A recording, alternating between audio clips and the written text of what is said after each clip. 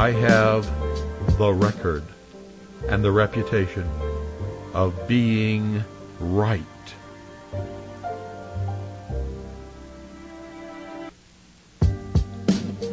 More than anyone else who has ever lived in the history of the world.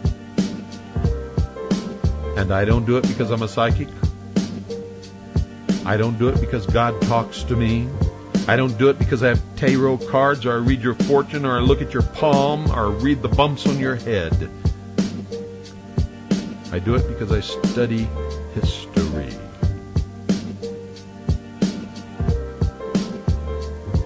I research everything that happens. I have seen the same thing happen to people who have done these kinds of things throughout the history of the human race. Many of them are described in the Bible. Read it. You might learn something. You might also be deceived. If you want to be a Christian, read the words of Christ. Don't listen to your pastor, your preacher, your bishop, your church. Read the words of Christ and follow them. If you want to be a Muslim, read the writings of the Quran and follow them. If you want to be a Jew, read the book of the Torah and stop listening to the rabbis.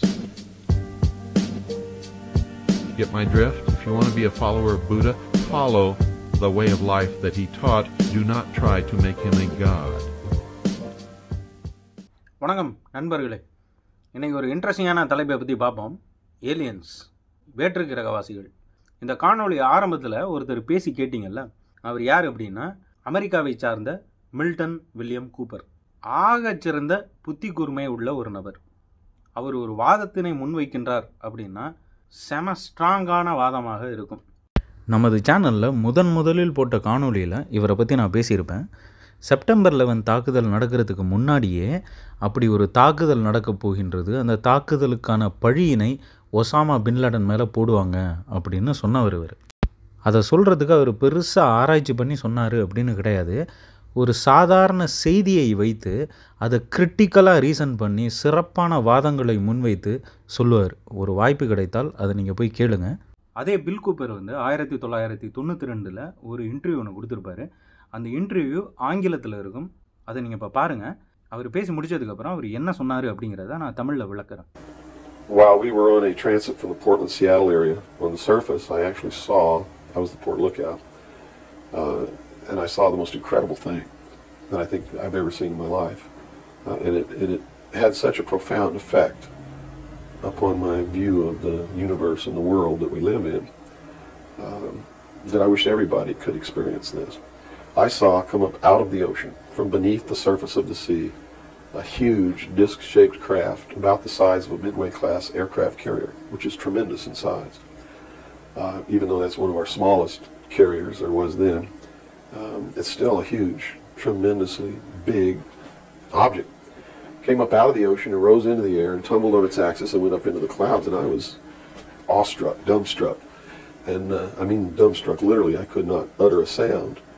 And while we were all three watching, either the same craft or another one exactly like it came down out of the clouds, tumbled again on its, why it done this maneuver, I don't know, but every single time it did it. It's like it came down in this attitude, and then it flipped over and then entered the water. And the water just appeared to open up in front of it. It's just like the account in the Bible about the parting of the Red Sea. That's exactly what happened. The sea actually parted, and this thing went into the water and then closed up behind it. And this big spray went up into the air. But it wasn't a spray from the craft hitting the water. It was a spray from the water coming back in to fill up this hole that had been created. And again, I'm thinking, this is incredible. What are we looking at here? And it was metal. It was a machine, and it wasn't glowing or anything like that. It didn't have any lights on it that we could see. Realistically, it never touched the water. The water sort of magically opened up in front of it, but something had to interface with that water. Anything that we had that interfaced with the water in that manner would have been disintegrated. It's like hitting a brick wall. So I was looking at a technology that, as far as our laws of physics and what we knew at that time, didn't exist. This was in 1966. We all stood there and watched this occur over and over again for about 10 minutes. And I still to this day don't know if it was the same craft or a whole bunch of different craft going in and out of the water. And about 2 hours after we berthed at the submarine base, a commander from the Office of Naval Intelligence came on board and debriefed each one of us individually in the captain's stateroom. And the ultimate outcome of the debriefing was that we didn't see anything, we didn't hear anything, and we had to read rules and regulations that told us that if we ever talked about what it was that we didn't see, that we could be imprisoned, we could be fined $10,000, we could lose all pay and allowances due or ever to become due. And I learned at that moment that the United States Navy didn't want anybody to know about what we saw. அவர் என்ன சொன்னார், American navy, அதாவது அமெரிக்க கப்பற்படையில் அவர் வேலை பார்த்து கொண்டிருந்த சமயத்தில் ஒரு வித்தியாசமான ஒரு நிகழ்வை பார்த்தார். அது எப்படிப்பட்ட நிகழ்வு அப்படின்னா, கடல் தண்ணிக்கு கீழேந்து ஒரு மிகப்பெரிய இயந்திரம், ஒரு பயணிகள் செல்லக்கூடிய ஒரு விமானம் இருக்குல்ல, அந்த விமானம் இருக்கும் அளவுக்கு வட்ட வடிவத்தில் தண்ணிக்கு கீழேந்து அப்படியே மேலே வருது. அப்படி தண்ணிக்கு கீழேந்து மேலே வந்தது இப்படி ஒரு சுற்றி வேகமாக அப்படியே வானத்தை நோக்கி பறந்தது. இதை பார்த்தோன்னே எனக்கு பயங்கரமாக ஆச்சரியமாயிடுச்சு. அது எப்படி தண்ணிக்கு கீழேந்து ஒரு மிகப்பெரிய இயந்திரம் இவ்வளோ வேகமாக மேலே வந்து அதுவும் காற்றுல அப்படியே பறந்து மேலே போக முடியும் அப்படின்னு சொல்லி எனக்கு ஒரு மிகப்பெரிய ஆச்சரியம். அதுக்கப்புறம் கொஞ்சம் நேரம் கழிச்சு என்னாச்சு, அப்படி மேலே போனது திரும்பவும் அப்படியே வானத்திலேருந்து கீழே வந்து அப்படியே இந்த தண்ணியில் மோதுறதுக்கு முன்னாடி அப்படி ஒரு சுற்றிட்டு சல்லுன்னு அப்படியே கீழே தண்ணிக்கு கீழே வேகமாக போணுச்சு. அது போன வேகத்தை பார்த்தீங்கன்னா, அந்த வேகத்தில் வேற எந்த ஒரு பொருளையும் தண்ணியில் அப்படி வேகமாக அடிச்சிங்கன்னா அது ஒட்டஞ்சு சுக்குநூறாயிடும். ஆனால் இது அப்படி உடையலை. ஆனால் அது தண்ணிக்குள்ளே போகும்போது அந்த கடல் நீர் இருக்குல்ல, அது வந்து வழி விட்டு ஒதுங்கியது. அதாவது இது மேலே நீரே படாமல் தண்ணிக்குள்ளே அப்படியே போகும்பொழுது இந்த நீர் அப்படியே ஒதுங்கி வழி விட்டது. இது எப்படி அப்படின்னா, பைபிளில் அந்த ரெட் சி அப்படின்னு ஒன்று இருக்குது. அந்த ரெட் சி அப்படியே ஒதுங்குனுச்சு அப்படின்னு சொல்லுவார். அது கதையெல்லாம் எனக்கு என்னன்னு தெரியல. ஆனால் ரெட் சி வந்து அப்படியே ஒதுங்கி வழி விட்டுச்சு அப்படின்னு பைபிளில் வர மாதிரி இந்த பறக்கும் இயந்திரம் அப்படியே தண்ணிக்கு கீழே போகும் பொழுது அந்த நீரே அப்படியே வழியை விட்டு ஒதுங்கியது. அது நேராக தண்ணிக்கு கீழே அப்படியே போனதுக்கு அப்புறம் அந்த நீர் அப்படி ஒதுங்கிய நீர் அந்த வெற்றிடத்தை நிரப்புவதற்காக அப்படி வேகமாக அப்படி மோதி இப்படி பறந்துச்சு அப்படின்னு சொன்னார். இதை பார்த்துட்டு எனக்கு பக்கத்தில் இருக்கக்கூடிய ஆஃபீஸர்ஸ் அவங்கள்ட்டலாம் நான் போய் சொல்கிறேன், நாங்கள் ஒரு குரூப்பாக ஒரு 3-4 பேர் நின்று அந்த இடத்துல பார்க்குறோம். அந்த இடத்தில் அடுத்த ஒரு 10 நிமிடத்திற்கு அந்த இயந்திரம் மேலேயும் கீழேயும் அப்படி போயிட்டு வந்துச்சு. அதுக்கப்புறம் கொஞ்சம் நேரம் கழிச்சு எங்கள் கமாண்டர் வந்து என்ன சொல்கிறாரு எங்கள்கிட்ட, நீங்கள் இப்போ பார்த்த விஷயத்த வெளியில் யாரிடமும் கூறக்கூடாது, அதே சமயம் உங்களுக்குள்ளேயும் நீங்கள் பேசிக்கக்கூடாது, இதை பற்றி அதை மீறி நீங்கள் பண்ணீங்க அப்படின்னா உங்களுக்கு $10,000 ஃபைன், அதே சமயம் உங்களுக்கு வரக்கூடிய சலுகைகள்லாம் ரத்து செய்யப்படும் அப்படிங்கிற மாதிரி அவருக்கு வார்னிங் கொடுக்கப்பட்டுச்சு. இந்த சம்பவம் எப்போ நடந்தது அப்படின்னா 1966. இந்த இன்டர்வியூவை கேட்டோடனே, அட என்னடா பில் கூப்பர் வந்து பயங்கர நல்ல ஸ்மார்ட்டாக பேசக்கூடிய ஆளாச்சு, நல்ல ஒரு இன்டெலிஜென்ட்டான வாதங்களை முன்வைக்கக்கூடிய மனுஷனாச்சு, இந்த மாதிரி கிறுக்குத்தனமாக பேசியிருக்காரு, இதை நான் நம்புகிற மாதிரியே இல்லையே. அது எப்படி ஒரு தண்ணிக்குள்ளேருந்து ஒரு இயந்திரம் மேலே வந்து அது அப்படியே அப்படி சுற்றி அப்படியே மேலே வானத்தை நோக்கி பறந்து மீண்டும் அப்படி போனது வானத்திலேருந்து கீழே வந்து அப்படி ஒரு சுற்றிட்டு தண்ணி கீழே போகும்போது தண்ணியெல்லாம் அப்படியே அது வரும்போது ஒதுங்கி அப்படியே அது தண்ணிக்குள்ளே வேகமாக போணுச்சு அப்படின்னு சொல்கிறாரு. இதை நான் நம்புகிற மாதிரி இல்லை, ஏன் இந்த மாதிரி சம்மந்தமே இல்லாமல் கிறுக்குத்தனமாக பேசுகிறாரு அப்படின்ற மாதிரி கூட எனக்கு தோணுச்சு. ஆனால் 2 நாளைக்கு முன்னாடி ஒரு செய்தி ஒன்று பார்த்தேன், அந்த செய்தியை பாருங்கள். We've interviewed a number of experts on the show, people familiar with footage in the possession of the U.S. military, who have said there is tape out there of unidentified flying objects descending from the sky and then disappearing into the ocean. Well, today, that video emerged. The Pentagon has just confirmed that the footage is real. You're seeing it now on your screen. It was taken by the Combat Information Center on board the USS Omaha on July 15th, 2019, off the coast of San Diego. As far as we know, the UFO in question was never recovered. There was no material indicating a crash. More than that, we don't know. Tom Rogan is a Washington Examiner columnist, well-versed in the subject. He joins us tonight. Tom, what do you think we're looking at here? Well, I think we may well be looking at a true unknown, which is to say intelligently controlled machinery that is not understood to be in the possession of the United States, China, or Russia, which are the three most advanced countries in terms of military aviation. Clearly, we're looking at something that is, as you just put it, being intelligently controlled, and it's going underneath the ocean and then disappearing. I mean, we're sure that this could not be a foreign nation.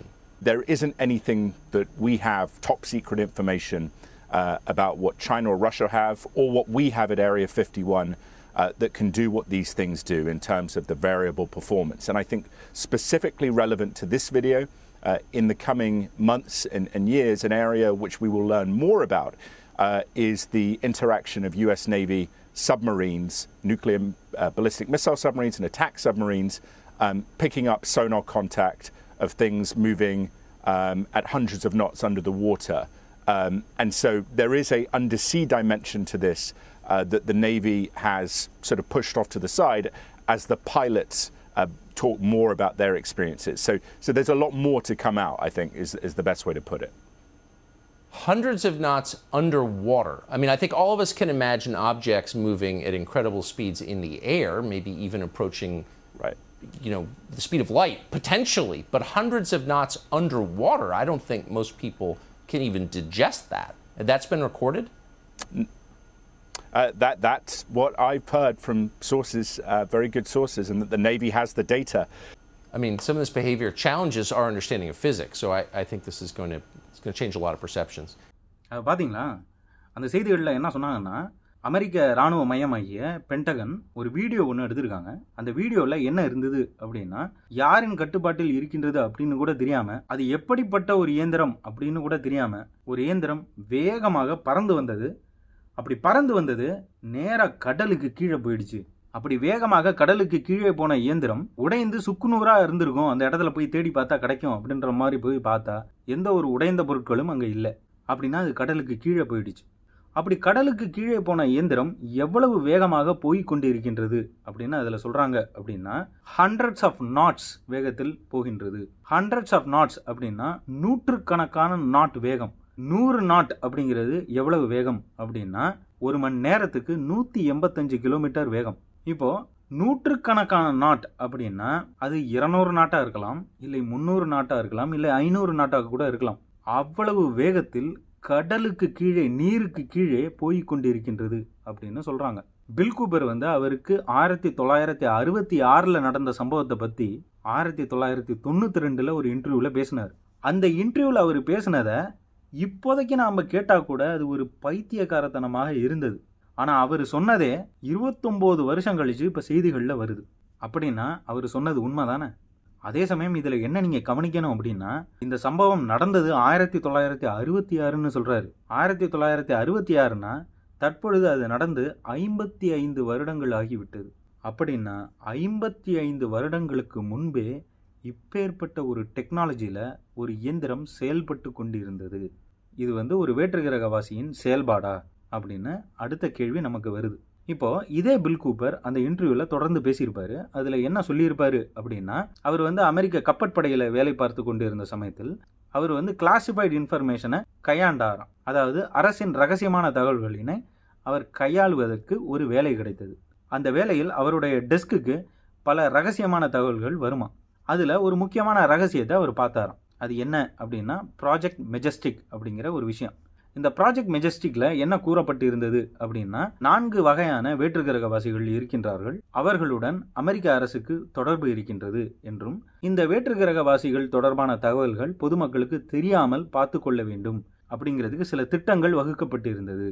இதை பார்த்தோன்னே இதை எப்படியாவது நம்ம மக்களுக்கு நம்ம போய் சொல்லணும் அப்படின்னு சொல்லி அடுத்து என்ன பண்றாரு, ஒரு பெரிய பிரஸ் மீட் மாதிரி போட்டு ஒரு ஸ்பீச் ஒன்று பேசுறாரு. அந்த ஸ்பீச்ல அவர் படித்த ரகசியங்கள் எல்லாத்தையும் அவர் சொல்றாரு. And I'm going to tell you why the United States government is afraid for you to find out what the truth is regarding UFOs.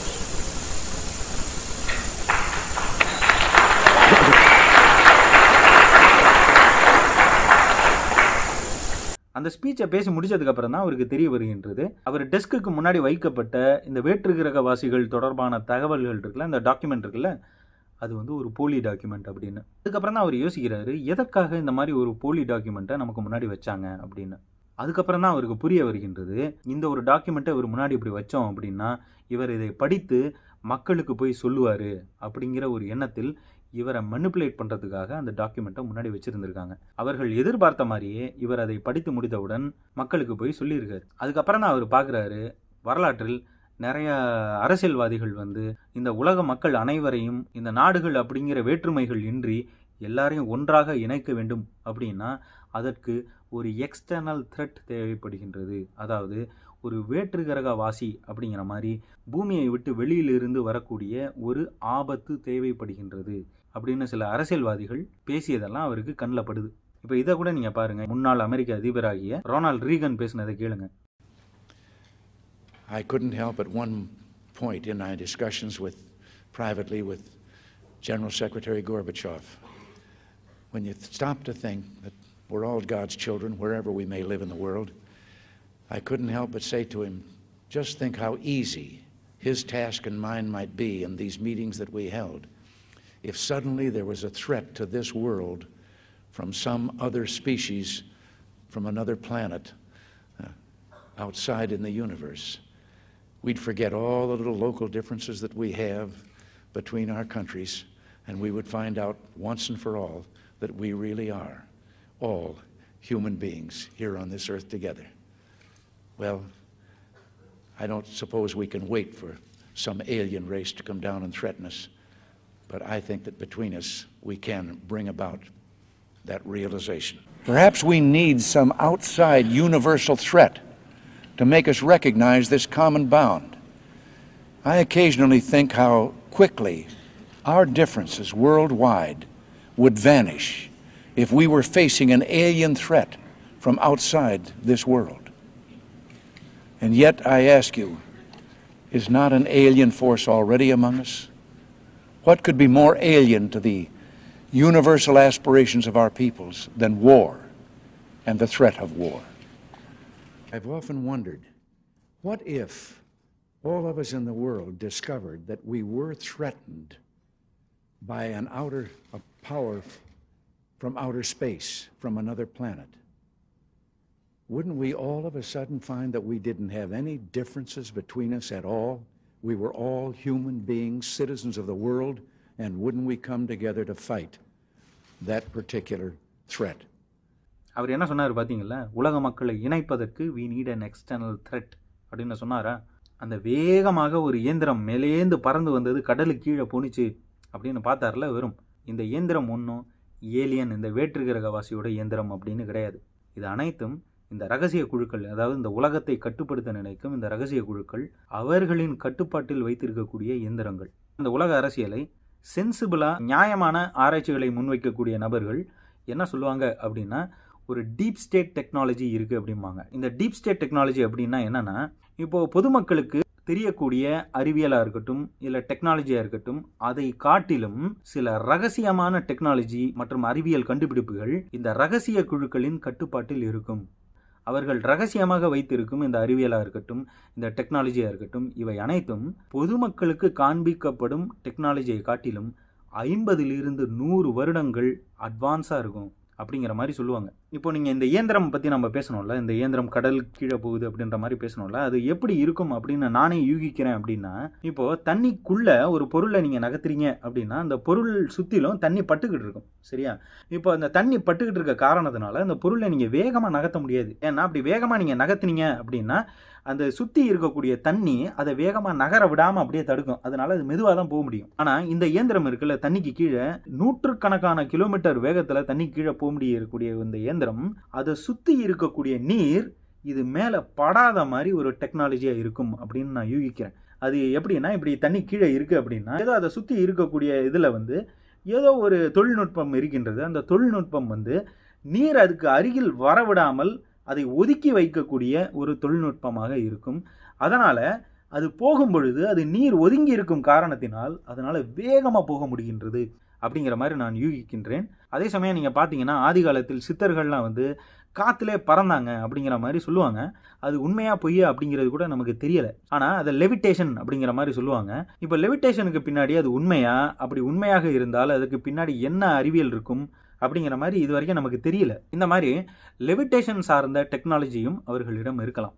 ஏன்னா அந்த ரகசிய குழுக்களை என்ன அப்படின்னு சொல்லுவாங்கன்னா, the guardians of the secrets of the ages அப்படிம்பாங்க. பல ஆயிரம் வருடங்களாக பல ரகசியங்களை கட்டுக்குள் வைத்திருக்கும் ஒரு குழு அப்படிங்கிற மாதிரி சொல்லுவாங்க. ஏன்னா நீங்கள் பார்த்தீங்கன்னு வச்சுங்களேன், இந்த குழுக்கள் பல ஆயிரம் வருடங்களாக இயங்கக்கூடிய ஒரு குழுக்கள். இவர்கள் தலைமுறையாக அந்த நாலேஜ் எல்லாத்தையும் சிறப்பான முறையில் கடத்தி கொண்டே வரக்கூடிய ஒரு குழுக்கள். ஆனால் நம்மை போன்ற சாமானிய மனிதர்கள், மெஜாரிட்டியான மக்கள் பல தலைமுறைகளாக நமக்கு தெரிந்த விஷயங்களை நாம் முக்கியத்துவம் கொடுத்து நாம் கடத்தி கொண்டு போவதில்லை. ஆனால் அவர்கள் அதை முக்கியத்துவம் கொடுத்து கடத்தி கொண்டே வரும் காரணத்தினால் அவர்களால் வெகுஜன மக்கள் மீது ஒரு மிகப்பெரிய அதிகாரத்தை செலுத்த முடிகின்றது. ஏன்னா அவர்களுக்கு உண்மையும் பல ரகசியங்களும் தெரிந்த காரணத்தினால். சரி, இப்போ அடுத்து என்ன நடக்க போகுது அப்படின்னா, நாம் போன வருஷமே ஏலியன் அதை பற்றி செய்திகள்லாம் நிறையா வரப்போகுது அப்படின்னு நம்ம சொல்லியிருந்தோம்ல, அதே மாதிரியே நிறைய செய்திகளும் இப்போ வர ஆரம்பிச்சிருச்சு. இப்போ அடுத்து என்ன மாதிரியெல்லாம் நடக்க போகுது அப்படின்னு நீங்கள் பார்த்தீங்கன்னா, செய்திகளில் இன்னும் அதிகமாக ஏலியன் அப்படியே இங்கேயும் அங்கேயும் பறப்பதை போல் காண்பிப்பார்கள். அதே சமயம் திடீரென்று ஒரு நாள் அமெரிக்க ஜனாதிபதியை முன் இந்த மாதிரி வேற்றுக்கிரகவாசிகளுக்கும் மனிதர்களுக்கும் ஒரு தொடர்பு இருக்கின்றது அப்படிங்கிற மாதிரி சொல்லுவார். அப்புறம் செய்திகளில் வேற்றுக்கிரகவாசிகளையே காண்பிப்பார்கள். அப்புறம் மக்களே இங்கும் அங்குமாக பறக்கும் தட்டுகளை பார்க்க நேரிடும். நிறைய நம்ம பார்க்க தான் போகிறோம். அப்புறம் வேற்றுக்கிரகவாசிகளையே நம்ம பார்க்க ஆரம்பிப்போம், நேருக்கு நேராக பார்க்க ஆரம்பிப்போம். ஒரு நாள் ஊடகங்கள் என்ன பண்ணுவாங்க, வேற்றுக்கிரகவாசிகளினால் அங்கும் இங்கும் தாக்குதல்கள் நடக்கின்றது அப்படிங்கிற மாதிரி சொல்லுவாங்க. அந்த தாக்குதல்கள் நடக்கும் சமயத்தில் ஊடகங்களும் அரசியல்வாதிகளும் ஒன்றாக இணைந்து என்ன சொல்லுவாங்கன்னா, நம்ம சைனா, ரஷ்யா, அமெரிக்கா அப்படின்னு நாடுகளாக பிரிந்திருப்பதை விடுத்து நாம் அனைவரும் ஒன்றாக இணைந்து இந்த வேற்றுக்கிரகவாசிகளிடம் இருந்து நாமை தற்காத்து கொள்ள வேண்டும்.